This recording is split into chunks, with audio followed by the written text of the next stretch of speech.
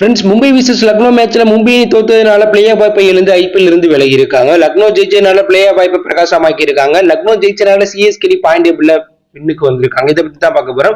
இந்த மேட்ச் முதல்ல பேட்டிங் ஆடி மும்பையோட தொடக்கமே மோசமா இருந்துச்சு. அந்த அணியை சேர்ந்த ரோஹித் 5 பாலுக்கு 4 ரன்ல மோஷித் கான் போட்ட பால்ல கேட்ச் கொடுத்துட்டு வெளில போக, சூரியகுமார் யாதவ் 6 பாலுக்கு 10 ரன் அடிச்சிருக்கும் போது ஸ்டானிஸ் போட்ட பால்ல கேஎல் ராகுல் கேட்ச் கொடுத்துட்டு வெளில போயிட்டாங்க. திலக் 11 பாலுக்கு 7 ரன் அடிச்சிருக்கும் போது ரவி பிசாய் பண்ண ரன் அவுட்ல அவுட் ஆயிட்டு வெளில போக, ஹர்திக் பாண்டியா ஃபேஸ் பண்ண முதல் பால்லேயே டெக் அவுட் ஆயிட்டு அதிர்ச்சி கொடுத்துட்டு வெளில போயிட்டார். ஒரு கட்டத்துல மும்பை அணி பரிதாப நிலையில 5 ஓவர் முடிவுல 4 விக்கெட் இழப்பிற்கு 24 ரன் மட்டும் தான் அடிச்சிருந்தாங்க. அதுக்கப்புறம் இஷான் கிஷனுக்கு கேட்ச் ரன் டிராப் பண்ணதுனால நிகில் வகேரா கூட பார்த்து வச்சு 2 பேரும் போராடி இருப்பாங்க. இதுல இஷான் கிஷன் 36 பாலுக்கு 32 ரன் அடிச்சிருக்கும் போது ரவி பிஷ்னாய் போட்ட பால்ல கேட்ச் கொடுத்துட்டு வெளில போக, நிகில் வகேரா 41 பாலுக்கு 46 ரன் அடிச்சிருக்கும் போது மோஷித் கான் போட்ட பால்ல சூப்பரான நாக் விளையாண்டு போல்ட் ஆயிட்டு வெளில போயிருப்பார். டிம் டேவிட் 18 பாலுக்கு 35 ரன் அடிக்க மும்பை அணி 20 ஓவர் முடியல 7 விக்கெட் இழப்பிற்கு 144 ஒரு கம்மியான டார்கெட் தான் எதிரணிக்கு செட் பண்ணியிருப்பாங்க. எதிரணி பந்திஸ் தரப்புல மோஷித் கான் 2 விக்கெட் எடுத்திருப்பாங்க.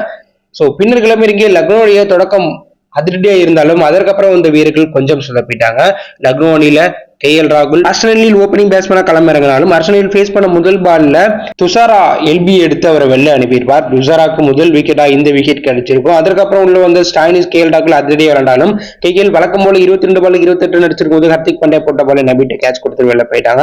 அதற்கப்புறம் உள்ள வந்து தீபக் கூட 18 பாலுக்கு 18 ரன் அடிச்சு அவுட் ஆக, அதிரடியா விளையாண்ட ஸ்டானிஸ் லக்னோ அணி வெற்றி பெற முக்கிய காரணமா அமைஞ்சிருப்பார். ஸ்டானிஸ் 45 பாலுக்கு 62 ரன் 7 பவுண்டரி 2 சிக்ஸ் 148 சைக்கிள் வச்சிருக்கும் போது நபி போட்ட பால்ல கேட்ச் கொடுத்து வெளில போயிருப்பார். அதற்கப்புறம் நிக்கோலஸ் பூரான் கடைசி வரை மேட்சை எடுத்துட்டு போய் 19.2 ஓவர் முடிவு 6 விக்கெட்ல போயிருக்கு 145 ரன் அடிச்சு 4 விக்கெட் வித்தியாசத்துல லக்னோ அணி ஜெயிச்சிருப்பாங்க.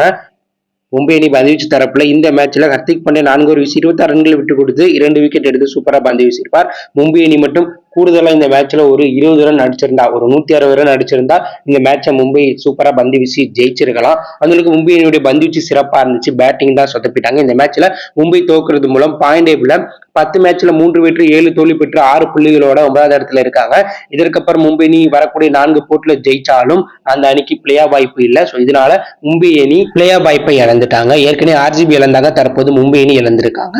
மேலும் இந்த மேட்ச்ல லக்னோ ஜெயிச்சதுனால 12 புள்ளிகளோட பாயிண்ட் டேபிள்ல சிஎஸ்கே பின்னுக்கு தள்ளிட்டு 3வது இடம் பிடிச்சிருக்காங்க. சிஎஸ்கே 4வது இடம் பிடிச்சிருக்காங்க. லக்னோ அடுத்து விளையாட போற 4 மேட்ச்ல 3ல இருந்து 2 வெற்றி பெற்றாலே பிளே ஆஃப் வாய்ப்பை தக்க வைப்பாங்க. லக்னோ வெற்றியால சிஎஸ்கே அணிக்கு பிளே ஆஃப் வாய்ப்பு கேள்வியா இருக்கு. சிஎஸ்கே அணி பிளே ஆஃப் போனா அடுத்து வரக்கூடிய 5 மேட்ச்ல 4 மேட்ச் வெற்றி பெற வேண்டிய இடத்துல இருக்காங்க.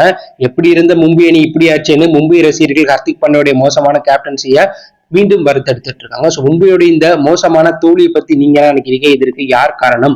அப்படி ஒரு கருத்தை காவல் எழுதி பண்ணுங்க. மறக்காம நம்ம சேனலை சப்ஸ்கிரைப் பண்ணி ஃபாலோ பண்ணுங்க.